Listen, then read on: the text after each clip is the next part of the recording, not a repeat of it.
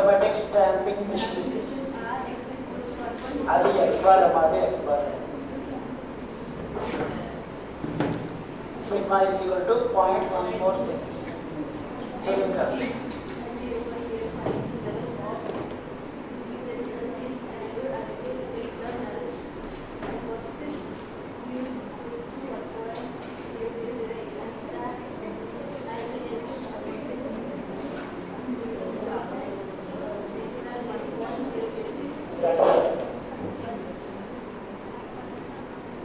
तो हमारा क्वेश्चन का चलिए डाटा मेंटेन चलिए चलो చదవండి ఒకడు ముందు క్వశ్చన్ అర్థం చేసుకోవడం నేర్చుకోండి క్వశ్చన్ లో ఏ డేటా ఇచ్చాడో అనేది జాగ్రత్తగా అర్థం చేసుకుంటే ఆ క్వశ్చన్ చేయడం అనేది ఈజీ అయిపోతుంది. In 64 randomly selected hours of production, the mean and the standard deviation of the number of acceptance pieces produced by an automatic stamping machine are X bar udalaga. X bar is equal to 1.038 and standard deviation sigma is equal to 0.146. So first line జాగ్రత్తగా చదివి ఏ data రాయగలం మనం? n అంటే ఏంటి 64.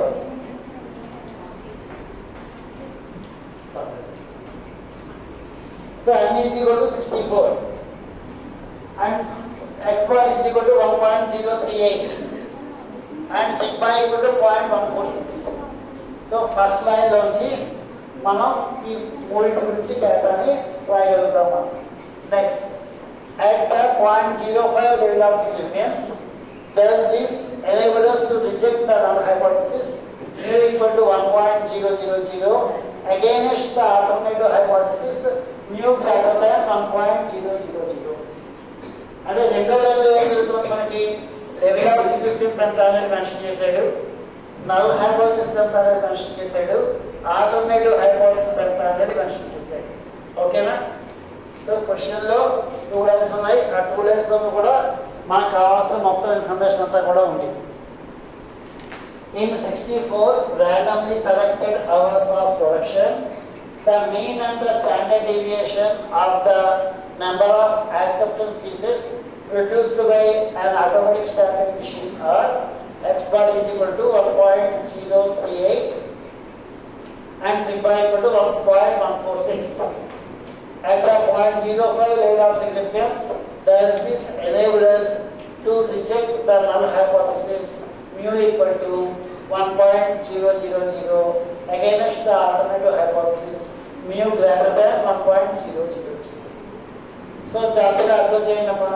null hypothesis extra ఇచ్చాడు, mu is equal to 1.000. alternative hypothesis h1 ఎంత ఇచ్చాడు, mu greater than 1.000.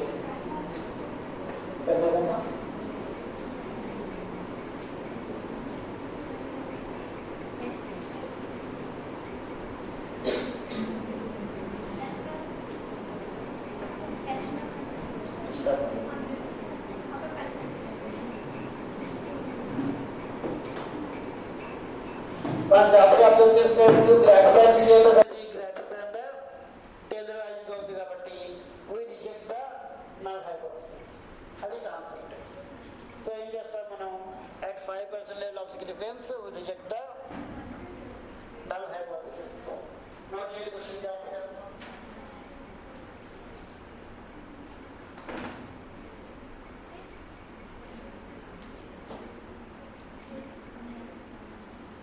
ఎవరైనా explain చేస్తానమ్మా? క్వశ్చన్ చెప్పిసార్లు డేటా ఏముంది అనేది రాసుకోగలగడమే మనం చేయాల్సిన ఫస్ట్ పాయింట్. ఈ చివరిలో ఉండే కాన్సెప్ట్ ఏంటి మనకి? టేబుల్ వాల్యూస్ గుర్తుపెట్టుకోవడం. టేబుల్ వాల్యూస్ గుర్తుపెట్టుకోవడం లేదు, ఎగ్జామ్లో కూడా టేబుల్స్ సప్లై చేస్తారు. మనం ఒకసారి టేబుల్ ఎలా చూడాలి అనేది చివరిలో చెక్ చేసి చూద్దాం.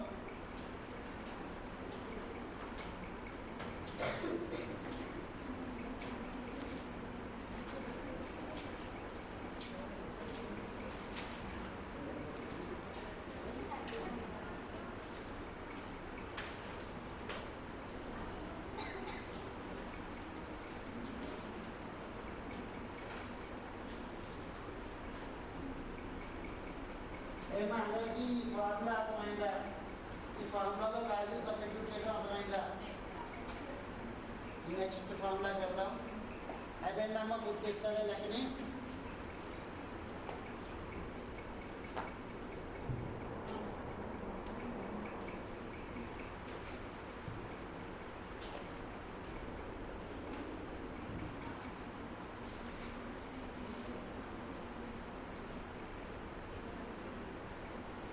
సో మనం ఇప్పుడు నెక్స్ట్ ఫార్ములాలోకి వెళ్ళిపోతున్నాం. మనం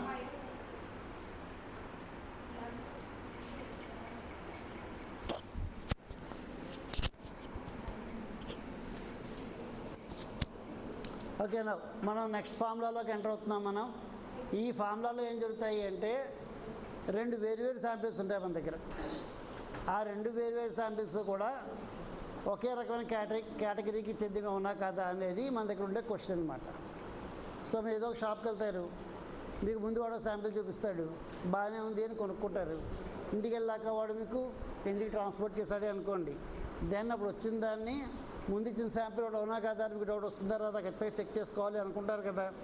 సో ఫస్ట్ చూపించిన శాంపిల్, సెకండ్ ఉన్న శాంపిల్ రెండింటి మధ్య డీవియేషన్ ఉందా లేదా అని చెక్ చేయడాన్ని మనం ఈ సెక్షన్లో చూస్తున్నాం అనమాట. అర్థమైందా? ఇందాక లెక్కల్లో ఏం జరిగింది, ఒక శాంపిల్ తోటే హైపోథసిస్ని టెస్ట్ చేసాం ఇందాక. ఇక్కడ ఏంటంటే మన దగ్గర రెండు వేరువేరు శాంపిల్స్ ఉంటాయి. ఆ రెండు వేరువేరు శాంపిల్స్ రెండు ఒకటి అవునా కాదా అని చెక్ చేసుకోవటం అనేది మన క్రైటీరియా. నెక్స్ట్ ఎవరమ్మా క్వశ్చన్ చదివేది? నెక్స్ట్ ఎవరిని సెలెక్ట్ చేస్తావు? నెక్స్ట్ ఎవరిని సెలెక్ట్ చేస్తావు?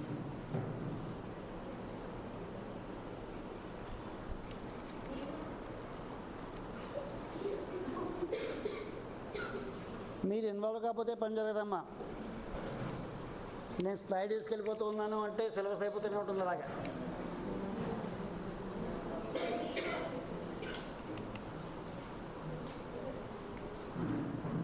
దామ్మా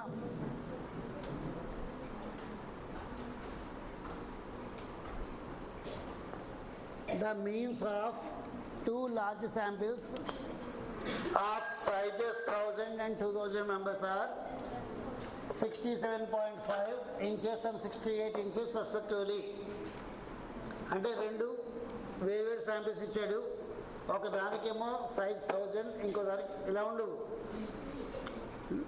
సడన్గా చదివేమంటే ఇబ్బంది పడతావు అని చెప్పి ఒకసారి నేను ఎక్స్ప్లెయిన్ చేస్తే నీకు ఈజీ అవుతుందని చెప్తున్నాను, నీ గురించే చెప్తున్నాను. సో రెండో శాంపిల్ సైజ్ అంతా 2000, వాటి మీన్ వాల్యూస్ అంతా ఫస్ట్ దానికి 67.5, రెండో దానికి 68. Can the samples be regarded as drawn from the same population of standard deviation 2.5 inches? చెప్పమ్మా, క్వశ్చన్ చదివి ఎక్స్ప్లెయిన్ చేయి. సో రెండు వేరువేరు శాంపిల్స్ ఉన్నాయి మనకి, అవి రెండు ఒకే పాపులేషన్లోంచి వచ్చాయా లేదా అనేది మనం check చేయదలుచుకుంటున్నాం. చదవమ్మా. The means of two large samples of sizes 1000 and 2000 members are 67.5 inches and 68.3 inches. Can the sample be regarded as drawn from the sample population of standard deviation 2.5 inches? మనం ఇలాంటి లెక్క కూర్చోమ్మ. రైట్, మనం ఇలాంటి ప్రాబ్లంలో ఎప్పుడూ కూడా μ1 and μ2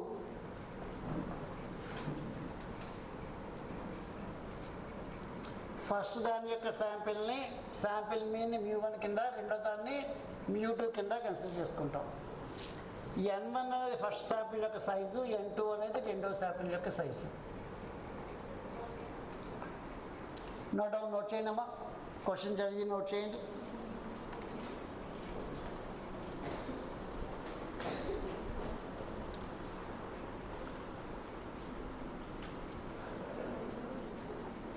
x1 bar అంటే first sample యొక్క మీన్, x2 బార్ అంటే రెండో శాంపిల్ యొక్క మీన్.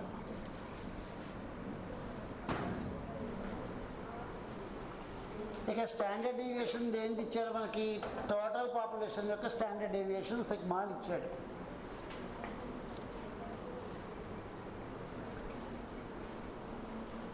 మన ప్రాబ్లమ్ని ఎప్పుడూ కూడా ఒకటికి రెండు సార్లు చదువుకొని ముందేం చేయాలి, క్వశ్చన్ అనేది ఒక శాంపిల్కి సంబంధించిందా 2 శాంపిల్కి సంబంధించిందా డిసైడ్ చేసుకోవాలి.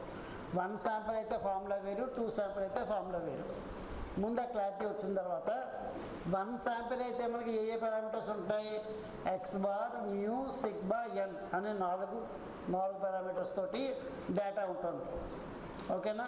అదే 2 శాంపిల్స్ ఇచ్చినప్పుడు ఏం జరుగుతుంది మేడం, మనకి ఈ రెండింటికి మీన్స్ ఉంటాయి, రెండింటికి శాంపిల్ సైజెస్ ఉంటాయి, టోటల్ పాపులేషన్ కూడా మీన్ వాల్యూ ఉంటుంది. ఇది గివెన్ డేటా అవుతుంది అన్నమాట మనకి. నల్ హైపోథిసిస్ ఎప్పుడు కూడా ఈ మోడల్లో మీరు కన్ఫ్యూజ్ అవ్వక్కర్లేదు. ఈ మోడల్లో ఎప్పుడు కూడా మనం నల్ హైపోథిసిస్ని μ1 = μ2 అనేది తీసుకుంటాం మనం. అంటే 2 శాంపిల్స్ కూడా ఒకే పాపులేషన్ సంబంధించినవి, 2 సమానమే అనేటువంటి హైపోథిసిస్నే మనం స్టార్ట్ చేసుకుంటాం, నల్ హైపోథిసిస్గా తీసుకుంటాం. ఆల్టర్నేటివ్ కూడా ఎప్పుడు నాట్ ఈక్వల్ అని తీసుకుంటాం. నాట్ ఈక్వల్ అంటే ఏంటది, 2 టైల్డ్ టెస్ట్. ఈ ఫార్ములా వాడాలి అంటే ఈ 2 మనం కన్సిడరేషన్తో ముందుకెళ్తాం అన్నమాట. సో ఎప్పుడు కూడా 2 శాంపిల్స్తో చేసే ప్రాబ్లంకి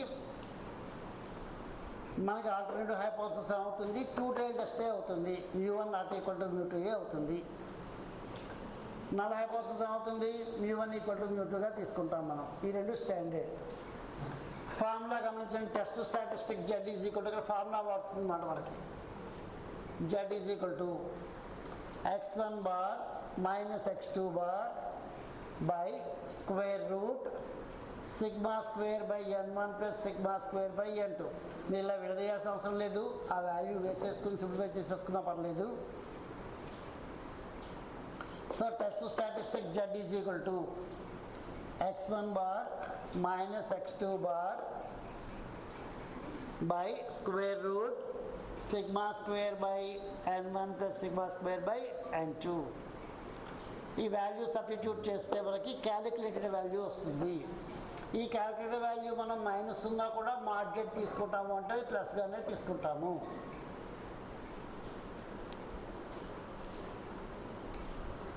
ఒక విషయం గుర్తుంచుకోండి, ఒక శాంపిల్ ఉన్నా 2 శాంపిల్స్ ఉన్నా ఏ శాంపిల్స్ ఉన్నా కూడా టేబులర్ వాల్యూస్ మారవు.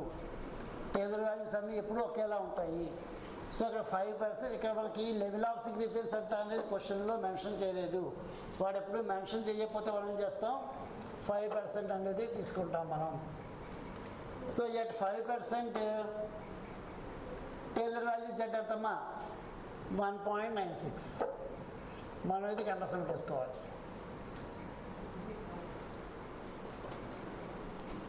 5% దగ్గర 2 టైల్ టెస్ట్కి టేబులర్ వాల్యూ ఎంత, 1.96. క్యాలిక్యులేటర్ వాల్యూ ఎంత వచ్చింది ఇప్పుడు మనకి, 5.16 ఉంది. సో క్యాలిక్యులేటర్ వాల్యూ అనేది greater than the tabular value కింద ఉంది. అప్పుడు ఏం చేస్తాం మనం, we reject the null hypothesis.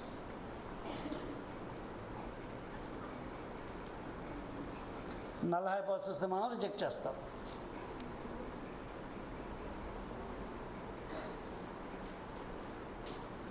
So null hypothesis ఏమనుకుని బయలుదేరుతున్నాం, 2 ఒకే రకమైన దాన్ని తీసుకున్నాము అనుకుని బయలుదేరుతున్నాం మనం. సో కంక్లూజన్ ఏమవుతుంది, the samples are not drawn. ఎందుకంటే నల్ హైపోథిసిస్ రిజెక్ట్ చేస్తున్నాం కాబట్టి they are not drawn from the same population. అవి ఒకే పాపులేషన్ నుంచి బట్టి మనం తీసుకోలేదు.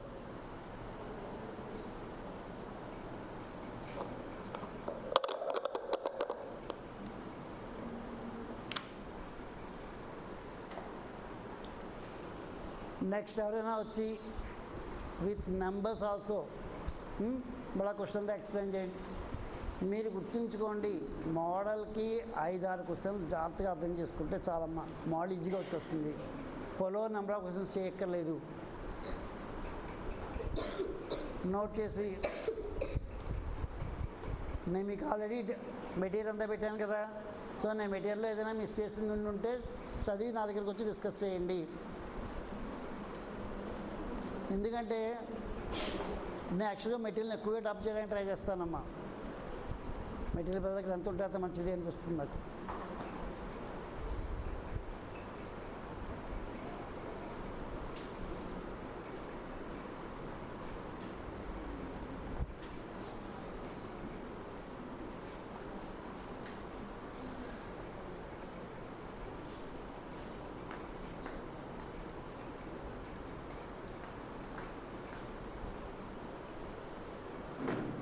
ఫార్ములా అర్థమైందా?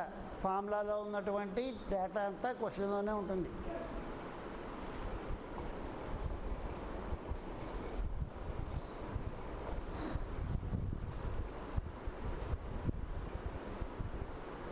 మీ ఇద్దరు ఏం చేస్తున్నారు?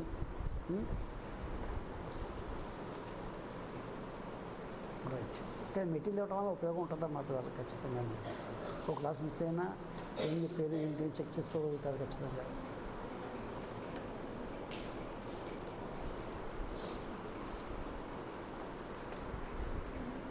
ఏమా కంప్లీట్ అయిందా? సార్ నా చెప్తారా? నెక్స్ట్ క్వశ్చన్కి వెళ్దామా? ఎవరైనా చెప్పడానికి ట్రై చేస్తారా?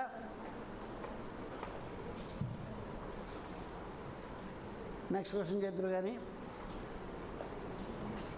ఇది అయిపోయిందా? లెక్క అయిపోయింది కదమ్మా.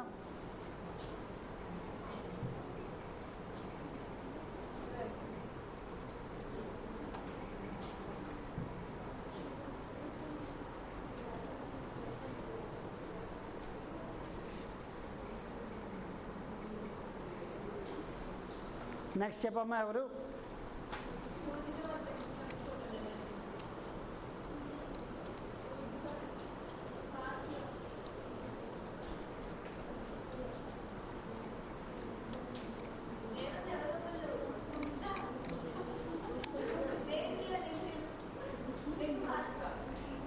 మీరు వచ్చి ఇన్వాల్వ్ కాకపోతే నేను చెప్పుకోవడం విరుద్ధమ్మా ఇక్కడ.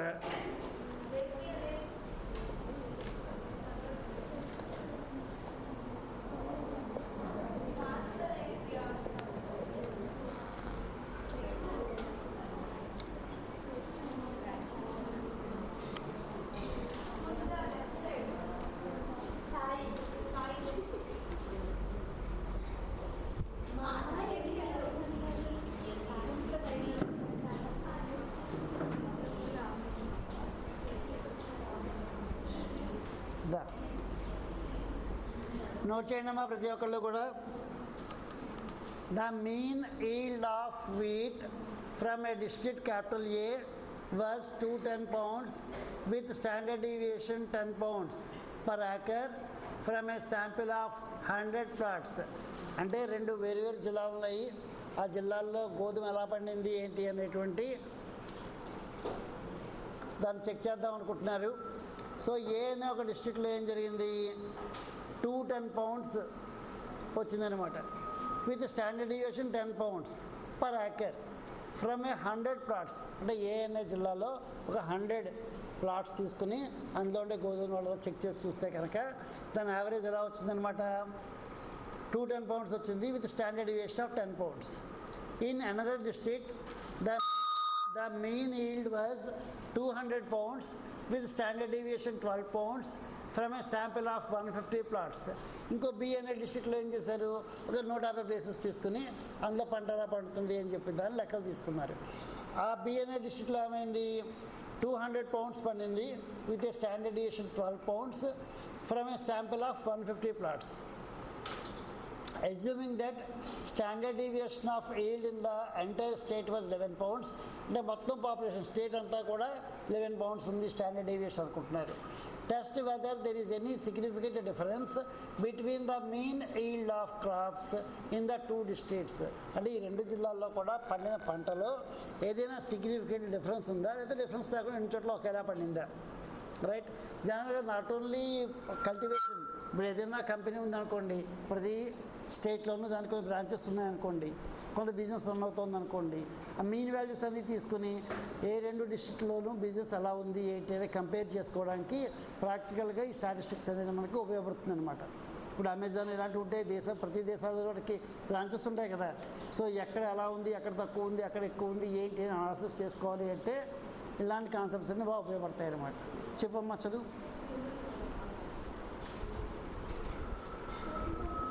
క్వశ్చన్ చదువు.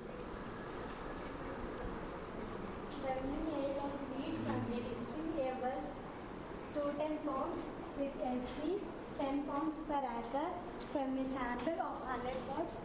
In another district, the mean yield was 400 pots with SD 12 pots from a sample of 150 plots, assuming that the SD of L in the SD means standard deviation. Standard deviation of L in the entire state was 11 pounds. Test whether there is any significant difference between the mean yield of crops in the two districts. ఒక్కొక్క ఆయన చదివి data ఏంటో చెప్పినాను. First time చదువు. The mean yield of wheat from a district A was 210 pounds. Mean అంటే ఏంటమ్మా, ఇప్పుడు కూడా ఎక్స్ బార్, మీన్ ఎక్స్ బార్తో ఇండికేట్ చేస్తాం. సో ఫస్ట్ డిస్ట్రిక్ట్ ఏ అనే దానికి సంబంధించిన డేటా రాసుకుంటే కనుక దాని x1 బార్ ఎంత, దాని మీన్ ఎంత 210, దానిలో ఉండే సైజ్ ఎంత n1, శాంపిల్ సైజ్ ఎంత 100. ఓకేనా? Next line. X2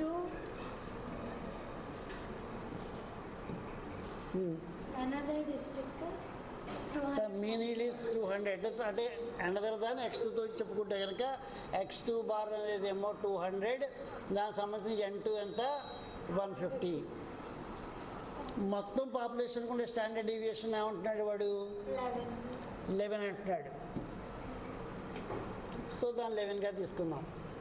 right?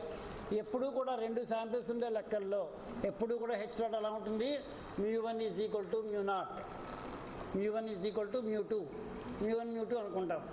Alternative ఏమవుతుంది, μ1 నాట్ ఈక్వల్ టు μ2, అంటే ఇది ఏమవుతుంది రైట్ టైల్ టెస్ట్ అవుతుంది. సో టెస్ట్ స్టాటిస్టిక్ ఫార్ములా ఏంటి, z is equal to x1 bar minus x2 bar by square root sigma square by n1 plus sigma square by n2. So x1 bar x2 bar sigma n1 n2 data అంతా ఇచ్చిన స్టోరీలో data అంతా ఉంది, అదంతా substitute చేసాడు. మనం జాగ్రత్తగా గమనిస్తే క్వశ్చన్లో ఎక్కడా కూడా లెవెల్ ఆఫ్ సిగ్నిఫికెన్స్ అనే దాని గురించి మాట్లాడలేదు వాడు లెవెల్ ఆఫ్ సిగ్నిఫికెన్స్ మాట్లాడకపోతే మనం ఎప్పుడు ఆల్ఫా ఈజ్ కూడా ఏం తీసుకుంటాం 5% గానే సపోజ్ చేసుకుంటాం. ఎట్ 5% మనకేం తెలుసు, జెడ్ వాల్యూ ఎప్పుడు కూడా 1.96 అవుతుంది అనే సంగతి తెలుసు మనకి. 2 tail టెస్ట్లో Z value 5% level of significance దగ్గరంతా 1.96. సో వాల్యూస్ అన్నీ వేస్తే కనుక అప్పుడు ఏమైంది, క్యాలిక్యులేటెడ్ వాల్యూ ఎంత వచ్చింది 7.04178 అనే క్యాలిక్యులేటెడ్ వాల్యూ వచ్చింది. టేబుల్ వాల్యూ అంతా మనకి 1.96. సో ఇప్పుడు ఏం జరుగుతుంది, క్యాలిక్యులేటెడ్ వాల్యూ అనేది పెద్దదిగా ఉంది, టేబుల్ వాల్యూ చిన్నదిగా ఉంది. అలాంటప్పుడు ఏం చేస్తాం, మనం నల్ హైపోథిసిస్ని మనం రిజెక్ట్ చేస్తాము. రిజెక్ట్ చేయడం అర్థం ఏంటి, ఈ రెండు కూడా ఈక్వల్గా లేవు, సిగ్నిఫికెంట్ డిఫరెన్స్ ఉంది వీటి మధ్యలోను అనే విషయాన్ని మనం అర్థం చేసుకుంటాము. ఓకే అమ్మా, నోట్ చేయండి.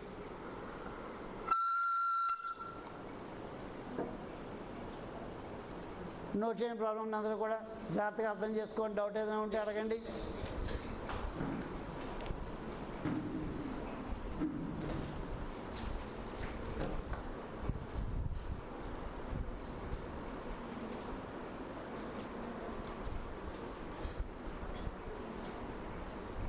కనపడుతుందమ్మా, ఇంకా పెద్ద చేయనా, మీ దగ్గర ఆల్రెడీ నోట్స్ ఉంది కదా, ఓపెన్ చేయండి, ఓపెన్ చేసి చెక్ చేసి రాసుకోండి. ఇదంతా మీకు వాట్సాప్లో పెట్టాను ఈ నోట్స్ అంతా నేను. సో నోట్స్ ఓపెన్ చేసి చెక్ చేసుకుంటూ రాయండి.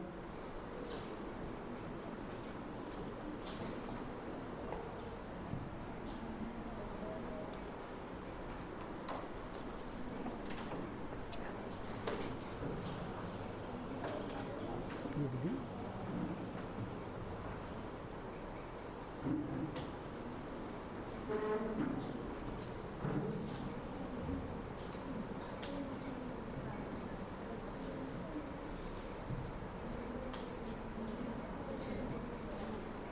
ఎవరు చదువుతారమ్మా? Next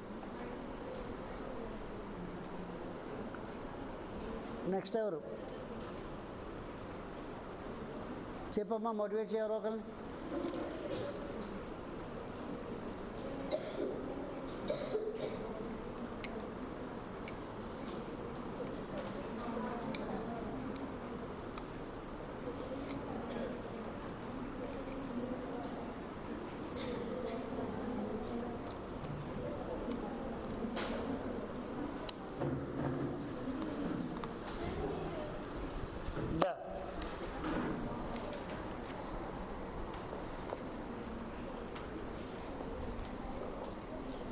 In a survey of buying habits, 400 women shoppers are chosen at random in supermarket A located in a certain section of the city. So ఒక సిటీలో చాలా సూపర్ బజార్స్ ఉంటాయి కదా, ఒకడు ఏం చేశాడు, ఒక ఏరియా ఏ అనే ఒక ఏరియాలో లొకేట్ అయి ఉండేటువంటి సూపర్ బజార్లో ఈ ఉమెన్స్ యొక్క బయింగ్ హ్యాబిట్స్ కనుక్కుందాము అనుకుంటున్నాడు వాడు. The average weekly food expenditure is 250 rupees 250 with a standard deviation 40. ఇది ఏ అనే చోట ఉన్నటువంటి buying capacity. For 400 women shoppers chosen at random in a supermarket B in another section of the city, the average weekly food expenditure is rupees 220 with standard deviation rupees 55. Test at 1% level of significance whether the average weekly food expenditure of the two populations of shoppers are equal. So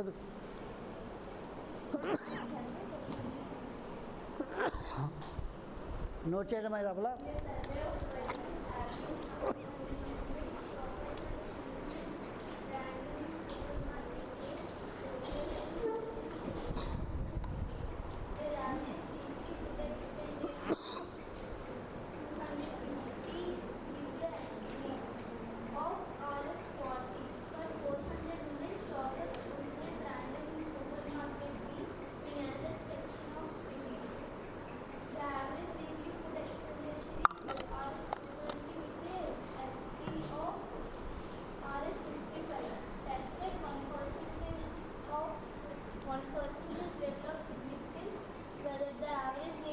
expenditure of the two populations of shoppers are equal.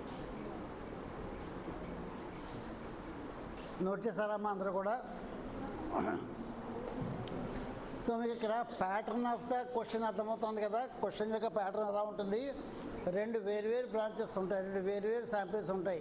అవి equal ఉన్నా కదా, equal పర్ఫార్మెన్సే ఉన్నా కదా అనేది అల్టిమేట్గా మనం చెప్పాల్సినటువంటి solution అవుతుంది.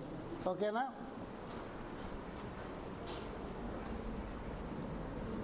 సో ఇక్కడ చూడండి, నేను సర్వే ఆఫ్ బయింగ్ హ్యాబిట్స్ ఏ అనే ప్లేస్తో లొకేట్ అయి ఉన్నటువంటి దాంట్లో 400 ఉమెన్ షాపర్స్ని తీసుకున్నాడు. అంటే N1 ఈజ్ ఈక్వల్ టు ఎంత, 400. నెక్స్ట్ వాళ్ళ యొక్క యావరేజ్ వీక్లీ ఎక్స్పెండిచర్ ఎంత ఉంది, 250. అంటే N1 కాబట్టి ఇక్కడ X1 బార్ అనుకుందాం 250 విత్ స్టాండర్డ్ డీవియేషన్ ఎంత, 40. సో అలాగా ఫస్ట్ లైన్లో ఇక్కడ దాకా మనం ఏం చేసాం, ఏ అనే ప్లేస్లో ఉండేటువంటి డేటాని అర్థం చేసుకుని ఆ డేటాని సింబాలిక్గా రాసుకున్నాం. ఓకేనా? For 400 women shoppers at random in super market be in another section of the city, అంటే వేరే సెక్షన్లో అక్కడ కూడా N2 ఎంత అనమాట, 400. అంటే ఎప్పుడు ఇలా ఉండాలని రూల్ ఏం లేదు, ఈ లెక్కలో క్లియర్గానే ఇచ్చాడంతే. N1 అంటే వరకు వాల్యూస్ వ్యారీ అవ్వచ్చు, మారచ్చు.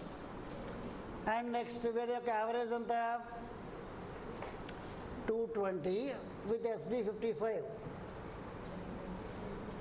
ఏమో ఇక్కడ దాకా అర్థమైందా? ఇక్కడ దాకా సింపుల్గా క్వశ్చన్ని 1-2 సార్లు చదువుకుని ఆ క్వశ్చన్లో ఉన్న డేటాను రాసుకున్నాం అంతే మనం.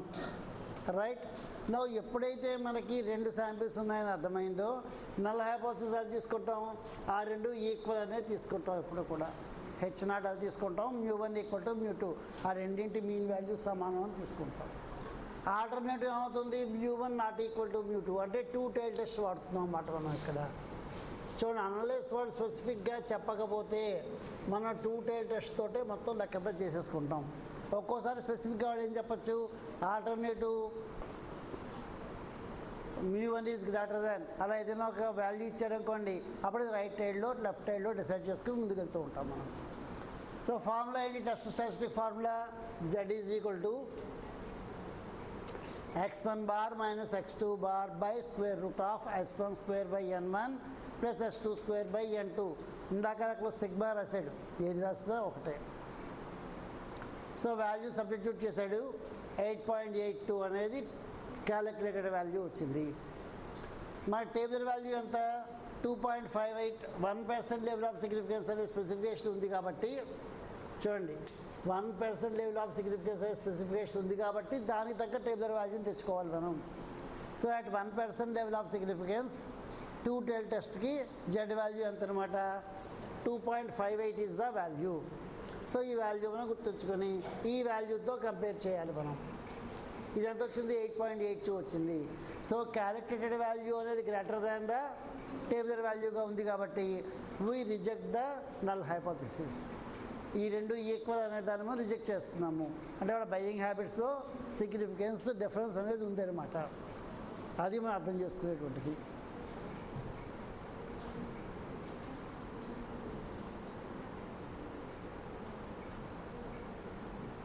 నోట్ చేయండి అమ్మా.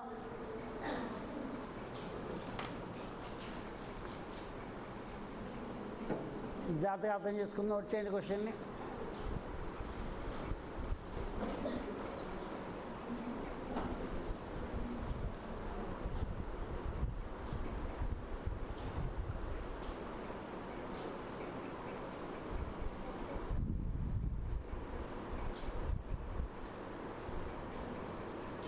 మెటీరియల్ అయితే ఈవెన్ టెక్స్ట్ బుక్ కూడా నేను మీకు పెట్టాను నేను. సో క్లాస్లో కొంత అవేర్నెస్ వచ్చి ఇవి చదవగలిగిన తర్వాతను మీ దగ్గర మెటీరియల్ని చదవండి. ఎక్కడ డౌట్ ఉందో నాతో వచ్చి డిస్కస్ చేయండి.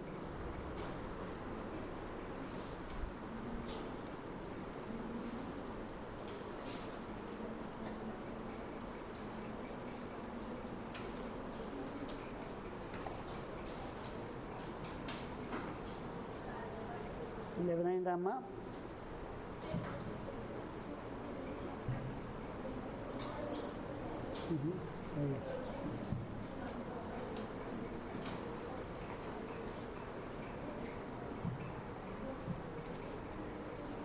అట్లేదమ్మా.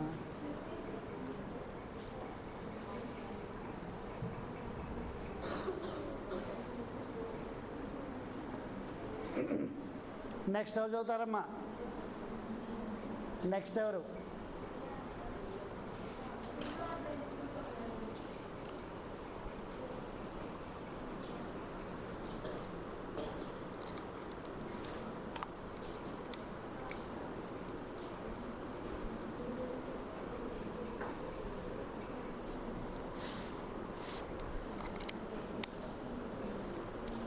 నెక్స్ట్ అయినమ్మా, make it fast.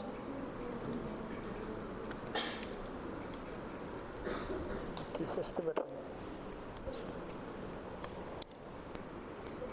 The research investigator is interested in studying whether there is a significant ఉండమ్మా, ఉండు. నేను చదివిన తర్వాత చెప్తాను. నేను కంగారు పెట్టాల్సిన అవసరం లేదు కదా. The research investigator is interested in studying whether there is a significant difference in the salaries of MBA grades in two metropolitan cities. అంటే అర్థమేంటి, ఒక రీసెర్చ్ అతను ఏం చేయదలుచుకుంటున్నాడు, MBA చదివిన వాళ్ళకి రెండు మెట్రోపాలిటన్ సిటీస్లో ఒకే రకమైన పేమెంట్స్ ఉన్నాయా లేదా, వాళ్ళ శాలరీస్ ఎలా ఉన్నాయి ఏంటి అనేది రీసెర్చ్ చేద్దాం అనుకున్నాడు అనమాట. A random sample size of 100 from Mumbai yields on average income of rupees 20,150. Another random sample of 60 from Chennai results in an average income of 20,250. So ఇలా వాళ్ళ దగ్గర చెన్నై, ముంబై రెండు చోట్ల కూడా పనిచేసే వాళ్ళ శాలరీస్ కొంత డేటా తీసుకున్నాడు. If the variance of both the populations are given by sigma 1 square equal to 40,000, sigma 2 square is 32,400 respectively. మనం ఏం చేయాలి, ఈ రెండు సిటీస్ దగ్గర సిగ్నిఫికెంట్ డిఫరెన్స్ ఉందా లేదా శాలరీస్లో అనేది కనిపెట్టాలి. చదువమ్మా ఇప్పుడు. The research investigator is interested in studying whether there is a significant difference in the salaries of MBA grades in two metropolitan cities. A random sample of size 100 from Mumbai yields on average income of Rs 20,150. Another random sample. ఇక్కడ ఆపమ్మా, ఈ sentence దాకా check చేయండి అమ్మా. ఏ random sample of size 100 from Mumbai అంటే size 100 అన్నాడు కాబట్టి మనం N1 అనేది ఫస్ట్ దాన్ని ఇప్పుడు N1తో ఇండికేట్ చేసుకుంటే N1 యొక్క శాంపిల్ సైజ్ ఎంత వచ్చిందనమాట 100. వాళ్ళ యావరేజ్ ఇన్కమ్ ఎంత 20,150 వాళ్ళ యావరేజ్ ఇన్కమ్. సో ఆ లైన్ నుంచి మనం ఏం చేయగలిగాం, శాంపిల్ సైజ్ ఫస్ట్ శాంపిల్ యొక్క సైజు దాని యొక్క మీన్ వాల్యూ తీసుకోగలిగాం. రెండో line చదవమ్మా. Another random sample of 60 from Chennai results in an average income of RS 20,250. So Chennai అనే రెండో మెట్రోపాలిటన్ సిటీలో శాంపిల్ సైజ్ ఎంత 60, వాళ్ళ యొక్క యావరేజ్ మీన్ వాల్యూ ఎంత 20,250. సో అలా ఎప్పుడు సెంటెన్స్ ఒకటి రెండు సార్లు చదువుకొని ఇచ్చిన డేటాను ఏం చేయాలి, మనం సింబాలిక్ ఫామ్లో రాసుకోవాలి. N1, N2, X1 bar, X2 bar ఇవన్నీ ఏంటి సింబాలిక్ ఫామ్స్. సో వాడు ఇచ్చిన రిటర్న్ డేటాని మనం కన్ఫ్యూజ్ అవ్వకుండా సింబాలిక్గా మార్చుకోవాలి. If the variance of both the population are given as sigma 1 square RS 40,000 and sigma 2 RS 32,400 respectively. So చూడండి, వాడు సిగ్మా 1 స్క్వేర్ సిగ్మా 2 స్క్వేర్ ఇచ్చాడు, బట్ రాసుకునేటప్పుడు S1 స్క్వేర్ S2 స్క్వేర్ అని రాసుకున్నాడు. ఏదైనా మనం నిజానికి ఇచ్చిందే తీసుకోవాలి, వచ్చింది తీసుకుంటే కుదరదు. కానీ రెండిట్లోనూ మనకు వేరియేషన్ అనేది సిగ్మా S రెండు కూడా స్టాండర్డ్ డీవియేషన్కి సింబల్స్గా ఏమో రిప్రజెంట్ చేసుకుంటాం మనం. సో చూడండి, మనం ఏం చేయాలి, ఇప్పుడు ఈ రెండు చోట్ల కూడా సిగ్నిఫికెంట్ డిఫరెన్స్ ఉందా లేదా అనేది చెక్ చేయాలి. మనం ఏం చేస్తాం, ఫస్ట్ నల్ హైపోథసిస్ రెండు ఈక్వల్ అనుకుని బయలుదేరుతాం. నల్ హైపోథసిస్ ఆల్టర్నేటివ్ అనుకుంటాం, రెండు నాట్ ఈక్వల్ అనుకుంటాం. నాట్ ఈక్వల్ అనుకున్నాము అంటే అర్థం ఏంటి, టూ టైల్ టెస్ట్ అని అర్థం.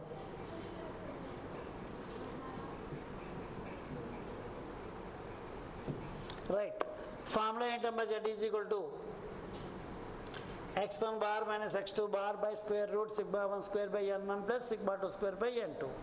సో ఫార్ములా సబ్స్టిట్యూట్ చేసి మనం ఆన్సర్ తీసుకొస్తే క్యాలిక్యులేటర్ వాల్యూ ఎంత వచ్చింది, 3.26 వచ్చింది.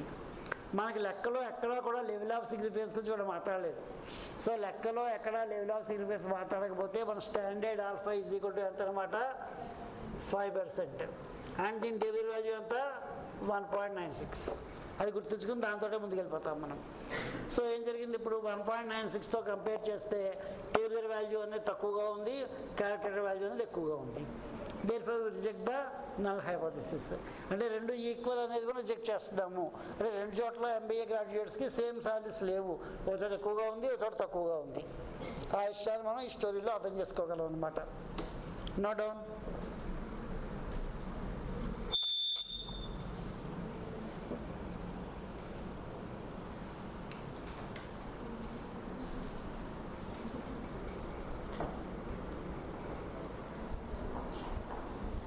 నోట్ చేయడం మాత్రం నోట్ చేసి జాగ్రత్తగా క్యాలిక్యులేషన్ చేసి కాన్సెప్ట్ అర్థం చేసుకోండి. ఇంకో రెండు ఫార్ములాస్ చెప్తే చాప్టర్ క్లోజ్ మనకి.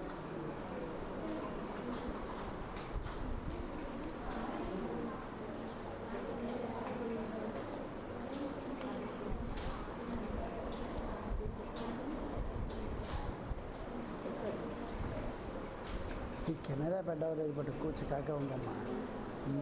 ఒకటేంటంటే చెట్టుకుని పిల్లల్ని అనలేము,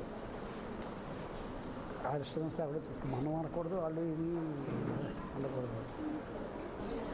ఏ కార్డ్స్ యొక్క శాంపిల్ సైజ్ 42, బికి శాంపిల్ సైజ్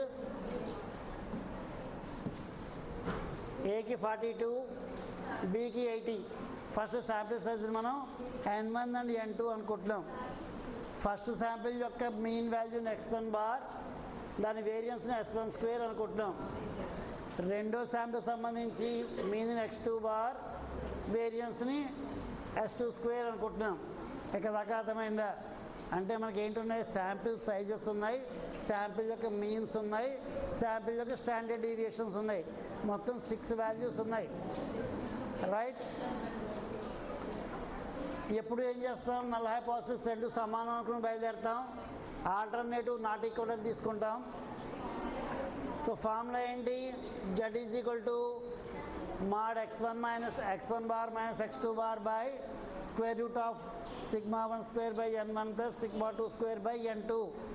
ఈ పైన ఉన్న 6 వాల్యూస్ని కూడా ఒక్కొక్క వాల్యూకి సబ్స్టిట్యూట్ చేసి మనం దానికి క్యాలిక్యులేటర్ వాల్యూ తీసుకురావాలి. వాడికి స్పెసిఫిక్గా మనకి యూజ్ 1% అని అన్నాడు, గుర్తుంచుకోండి. వాడు ఏది అడిగితే అదే టేబుల్ నుంచి వాల్యూ తీసుకుని కంపేర్ చేయాలి. వేరే వాల్యూ కంపేర్ చేస్తే ఆన్సర్స్ మారిపోతాయి. ఇక్కడ యూజ్ ఆల్ఫా ఈక్వల్ టు 0.01 అన్నాడు కాబట్టి at 2 tail test alpha equal to 1%, tabular value ఎంత 2.58. 2.58 is the tabular value for 1% level. ఆ టేబుల్ నుంచి చూసి రాస్తాం మనం. అండ్ దెన్ ఇప్పుడు ఏమైంది, క్యాలిక్యులేటెడ్ వాల్యూ ఎలా ఉంది, టేబుల్ వాల్యూ కంటే చాలా ఎక్కువగా ఉంది. దేర్ ఫోర్ మనం ఏం చేస్తాం, H0ని రిజెక్ట్ చేస్తాం మనం. సో H0 రిజెక్ట్ చేస్తాము అంటే ఆల్టర్నేటివ్ హైపోథసిస్ H1ని యాక్సెప్ట్ చేస్తాము అని అర్థం. దాని స్టేట్మెంట్ కింద కంక్లూజన్ క్లియర్గా రాస్తాం. అర్థమైందా?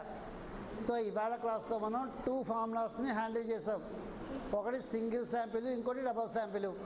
రైట్, అర్థం చేసుకుని ప్రాక్టీస్ చేయండి, ఇచ్చిన నోట్స్ని వెరిఫై చేయండి. ఓకే.